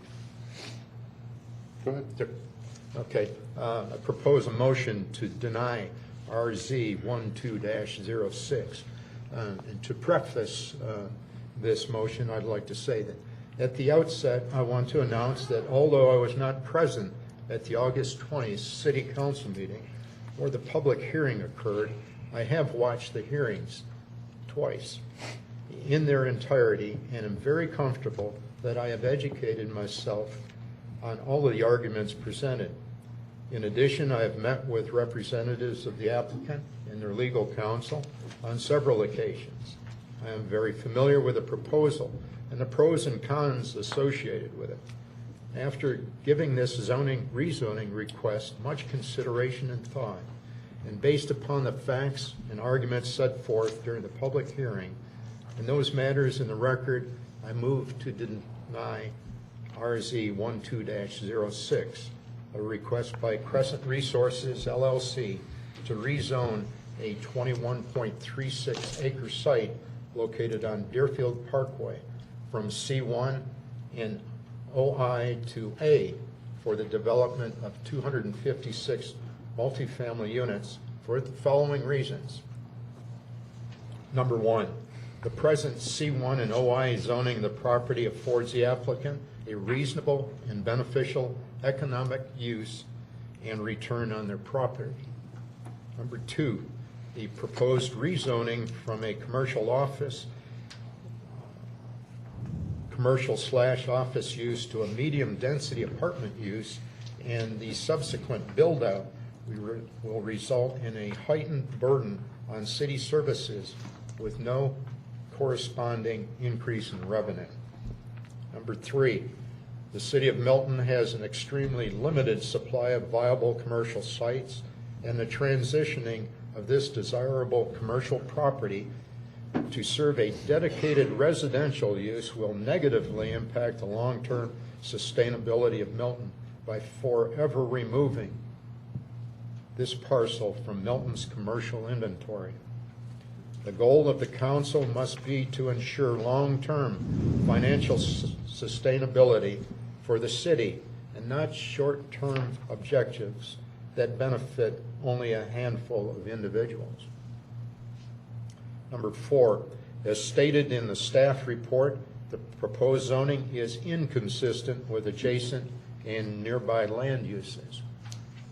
Number five, although the Highway 9 Georgia 400 master plan suggests that this location contain a regional activity center with a mix of retail, commercial, office, and higher density residential, the proposed development is not a mixed-use project as contemplated by the Milton zoning code, and those nearby unaffiliated commercial and office uses do not fit together with this development. to form a seamless, functional, integrated regional activity center as that concept is contemplated in the master plan. Therefore, this proposed development is inconsistent with the master plan. Number 6, as noted in the staff report, this development will cause significant additional burden on the city's roadway system, including the intersection of Morris Road and Deerfield, which is already operating at an unacceptable level. Number 7, the denial of this rezoning request will directly promote the health, safety, and general welfare of the citizens of Milton by ensuring that Milton maintains and preserves its viable commercial sites, thereby ensuring the economic long-term viability of the city. And number 8, the denial of this rezoning request will result in a significant gain to the public due to the lessened demand for services and lessened impact on infrastructure, while simultaneously presenting little to no burden on the applicant as this property remains economically viable as zoned. I would ask that a copy of this motion be placed in the clerk's file. That's my motion. Okay, do you want to second that? You have a motion and a second.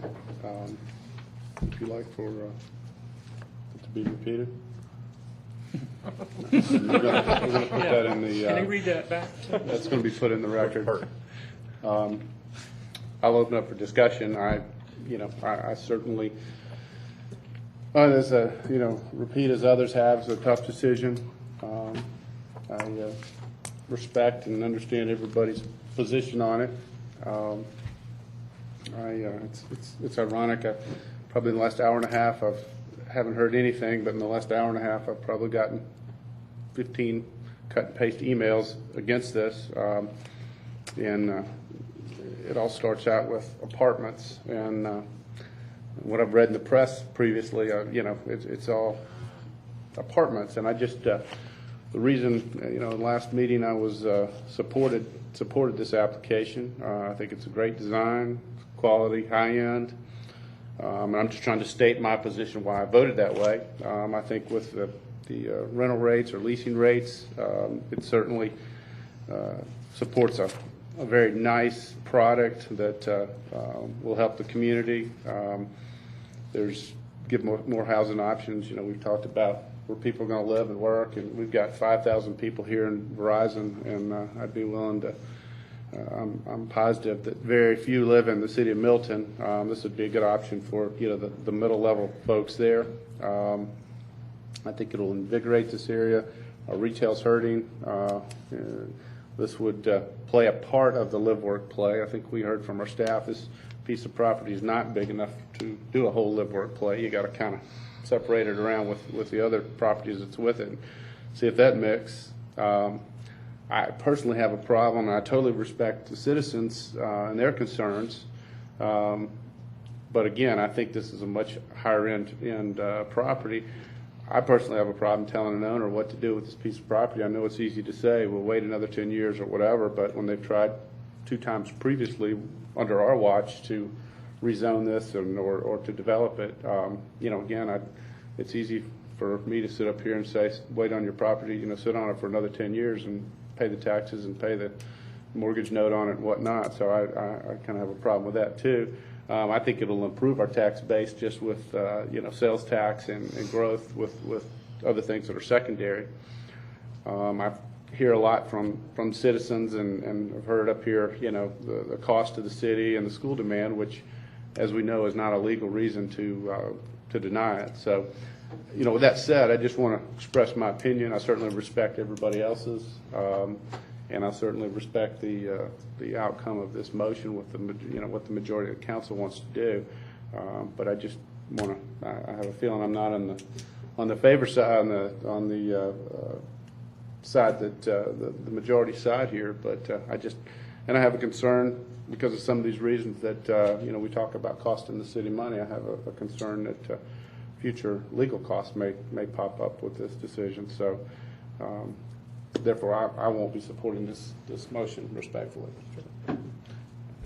Lance? I just want to mention, I feel like the judge and my cousin Vinny, when he makes such a nice motion, and the judge says denied, but he does say it's very astute and good motion, well thought out motion that Councilman Lusk made, but I, again, can't support that motion to deny. Again, they are property owners. They're not contract owners of the property. We talk about property rights and owners' rights all the time. That applies as much to residential owners as it does to commercial owners. And Crescent hasn't already invested in this city and has other properties in the city. And as a tax-paying entity within the city, one of the Crescent's people actually sits as our representative, as Milton's representative on the CID. So, you know, again, I respect that and respect the opinions of the people that we appoint on boards and the staff. But anyway. Okay, thank you. If there's no other comments, I've got a motion and a second for denial. I'm not going to repeat the motion, but is there any other discussion?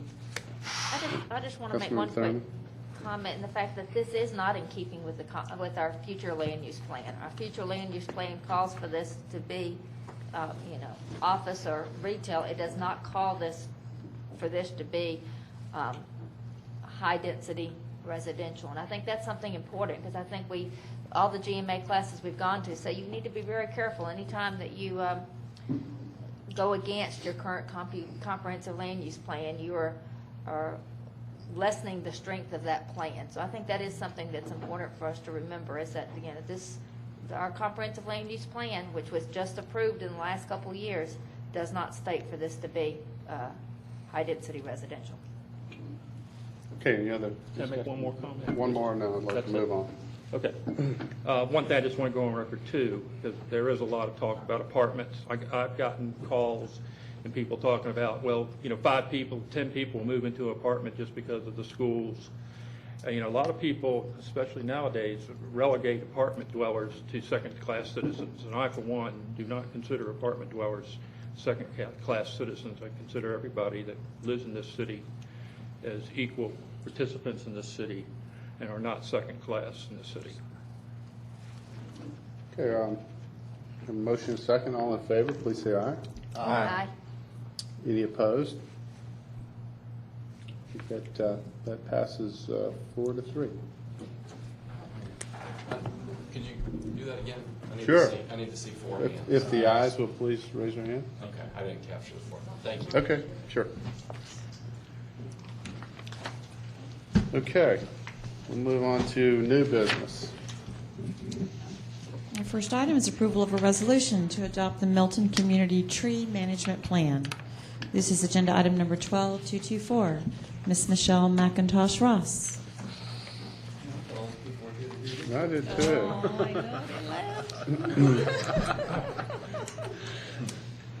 All right. Hopefully on a lighter note. This, like Sudie said, is to adopt the tree management plan that we have. The Milton 2030 Comprehensive Plan identifies several policy items that aim at preserving Milton's rural character and protecting the city's existing tree canopy. In May of 2011, the city submitted an application to the Georgia Forestry Commission requesting funds to conduct a tree inventory assessment and management plan. In August of 2011, we were awarded $20,000 to conduct a tree canopy study and to take an inventory of the city streets and park trees. The consulting firm Davie Research Group was chosen to produce the tree management plan, and that draft was presented at the July 9th work session. The Milton Community Tree Management Plan collected data that will be utilized in the planning for street tree and park tree maintenance. The data will also be used to provide a baseline inventory for the development of canopy cover preservation policy The plan and the key policy action items will be used as recommendations and a reference document. Also, adoption of the plan fulfills one of the requirements for points towards the Milton certification for the Atlanta Regional Commission's Green Community Certification. So, I am requesting for you to adopt the tree management plan, but I'm here for any questions. Okay, any questions? Okay. Now I'll open up for a motion and second. I make a motion to approve agenda item 12-224. Second. We have a motion by Councilmember Hewitt, second by Councilmember Coots. All in favor, please say aye. Aye. Any opposed? That's unanimous. Great, thank you so much. Thank you very much. Well, you know, I think probably hopefully staff and others have learned it's always best to bring forth your position or your agenda item right after a long zoning. All right, the city clerk will please call the next. Next item is approval of an agreement for purchase of realty between the City of Milton and Larry and Susan T. Hopkins for Fulton County Tax Parcel Number 225040-05350298, containing a total of 3.04 acres, more or less, for the purchase price of $425,000. Agenda item number 12226. Mr. Chris Lagerblum.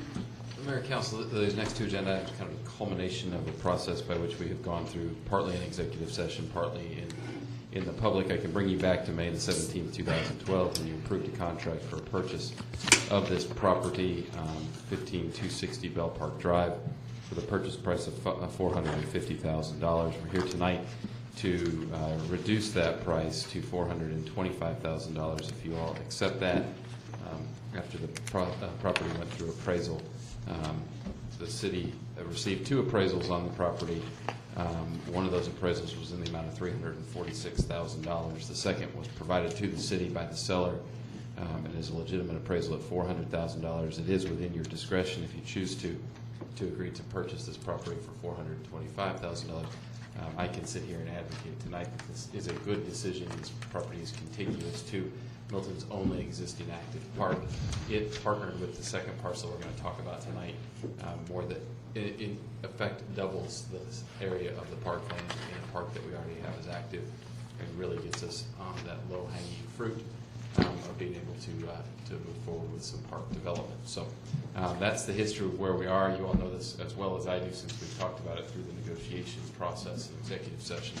This is just the official ratification of the new price and asking you all to, if you choose to approve it, if you'd be willing to make the motion and to add language that allows me to execute the appropriate documents to get the property closed. That just as a part of the record would be helpful. We are ready to close on the property if you agree on a price. The due diligence is done. The environmental assessment was fine. The survey and title issues are clean. So we are prepared to close. If you all approve this modification of the contract and give me the authority to execute the documents to close on the property. Okay, is there any questions for Chris on this? And it's funded in the budget. And I just also just want to make a comment for the record, and I've talked to a couple of citizens, and I know we all got an email or so, people concerned about purchases of these pieces of property, and also under the impression that we're overpaying what the value of these properties are grossly, and just want to clarify that typically if we're going to purchase any piece of property, first thing we consider is getting a current appraisal, a true market valuation of it. So sometimes people get that mixed up with an assessed value, the tax value that may be on the book somewhere. So again, all these properties are very close, if not below, or very close to the approved or appraisal. So, we are certainly looking out for the city's money. Just want to do what's right, and also as far as these properties, we want to certainly. That's the number one thing that our surveys have said, that citizens want some more parks. So we've got a great Parks and Rec director out there to make it happen. So. Anyways, any other questions? I'd like to make a motion. All right. I'd like to make a motion that we approve agenda item number 12-226 and authorize the city manager to proceed with the closing documents. I second it. Okay, I have a motion by Councilmember Luss, second by Councilmember Hewitt. Any discussion? All in favor, please say aye. Aye. Any opposed? That's unanimous. Okay. Next City item. Clerk, please sound the next item. Our next item is approval of an agreement for the purchase of realty between the City of Milton and Michael and Cheryl Bell Wilson for Fulton County tax parcel numbers 225-040, 0535-017, 224880, 0534-020, and 225040, 0535-035, containing a total of 7.06 acres, more or less, for the purchase price of $517,500. Agenda item number 12-227, Mr. Chris Lagerblum. Mayor and Council, this is the other parcel that you're aware of out there. These are collectively three parcels that are on the north and west side of the existing Bell Memorial Park. This is the parcel that completes the frontage on Hopewell Road. Take you back again to negotiations when we started. We got this property under contract at $535,000. There are three appraisals that were done, not three on each of the three parcels, but one appraisal per parcel. And if you total those together, just so you can say what the value of these three assembled parcels is, they appraised at $499,500. That was close enough to $500,000. What we agreed to do was to take the difference between $535,000 and $500,000 to see if the seller would be willing to meet us halfway. That is why we are here tonight asking for consideration of a reduction to $517,500. Again, if you all approve this, I would ask this one as well is ready to close. The environmental assessment is done, title and survey are all clear. We're prepared to close. If you'd add that language to your motion, I would appreciate it. Okay. Any questions on this one? Comments, Karen? Mayor, I'll just make a motion. If there are no questions, I'll make a motion Go that we for it. approve agenda item number 12-227, approval of an agreement for purchase of realty between the City of Milton and Michael and Cheryl Bell Wilson for the Fulton County tax parcels as reflected on the agenda, and authorize the city manager to close on such properties. Okay. A motion by Councilmember Thurman for approval, and a second from Councilmember Hewitt. All in favor, please say aye. Aye. Any opposed? That's unanimous. Okay, I think that's all of our business.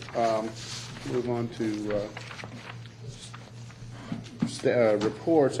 One thing, I sent out an email, got an email invite from Penn Hodge. Most of you probably got that too, but I just passed it out too for Saturday for I believe it's at 11 o'clock for a RISPA. I think it's No, it was 1 or o'clock. 1 o'clock. I'm sorry. Yeah, RISPA. RISPA on Highway 9. So certainly be sure they would love to have council and representatives from the city there. Trying to think if there's anything else. Don't believe so. How about council have anything they want to share the new puppies? How are the new puppies doing? They're doing good. I'd like to congratulate my alma mater for a fine game played at Virginia Tech. Where's that? Virginia Tech. And to say fine game played to Georgia Tech, which I know Councilman Thurman is a great graduate and supporter of that fine institution. As long as it's a Tech, it's good. Can you imagine if Councilwoman Thurman moved to Virginia and all she talked about was Georgia Tech? It happens. It happens. Well, as long as we're congratulating teams, I'd like to congratulate the Cambridge Bears for taking the field last Friday night. Unfortunately, the outcome wasn't what they expected, but we got a lot of spirit and there's a lot of community spirit there. But they'll mature and they'll be factor to contend with down the road. Oh, and I got to congratulate Mayor Lockwood that he doesn't have to serve. We don't have to wear a hairnet. Thank you to congratulate Milton High School for their win against Alpharetta High School, and so I don't have to wear a hairnet and serve lunch to Alpharetta High. I'd be there to But I do want to know if serve we that can day. go to I'll make sure we make a public announcement so the press, everybody is there when Mayor Belle serves at Milton. I do want to put in a plug for Mayor Belle. I know it's a little tough. It's a little awkward for me because Milton High School has not only City of Milton students but also City of Alpharetta students there, as well as the mayor of Alpharetta. He's got Alpharetta High School, but part of his community or his citizens go to Milton High School, so I'm a little torn too. So I like to think we're both one big community and can get together and have some fun. So Does that mean you're going to wear a hairnet? no, I'm gonna watch. I'm gonna be there supporting them on the other side, getting my green beans scooped in. That's right. All right, staff reports. Anything? I commend you all for getting through a pretty long agenda pretty quick, so that was good work, thank you. And what I've got tonight really is more appropriate in executive session. Okay, do we have a motion to adjourn into executive session for property? So moved. Let me finish that. For litigation and property Land acquisition. acquisition. Long night. So moved.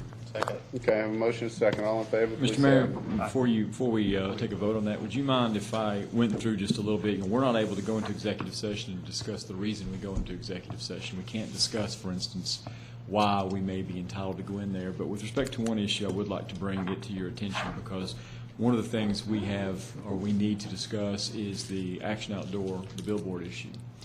And I just want to bring the council up to speed on that issue. I do believe we have the right to go and talk about it in executive session, but I want to, at least out here, tell you why I believe that is the case, that we can do that. So if you will just indulge me before you take your motion, I would appreciate that. First of all, go ahead. City Attorney, do I need to recuse myself from this part of it, or do I need to? I'm not going to ask for any official action. I think you just need to identify that that is a matter to which you have recused yourself traditionally, but there's no action that's going to be taken except ultimately for your vote to go into executive session.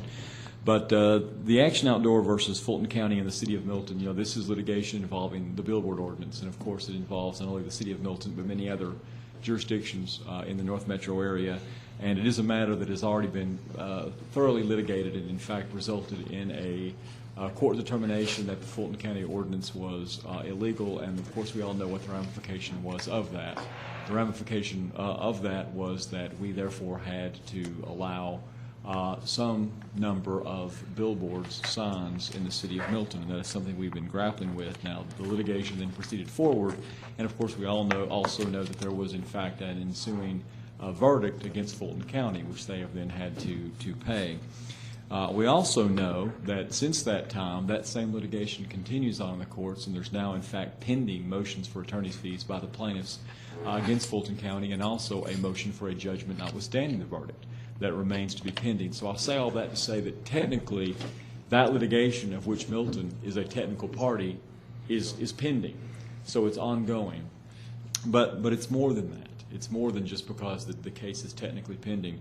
In addition to that, we are basically having to figure out compliance with the court's order. That order, of course, striking their ordinance, and therefore us having to figure out how to comply with that. And we've been doing that by way of the city manager with help of us, and of course reporting back to the council, trying to work out basically a settlement.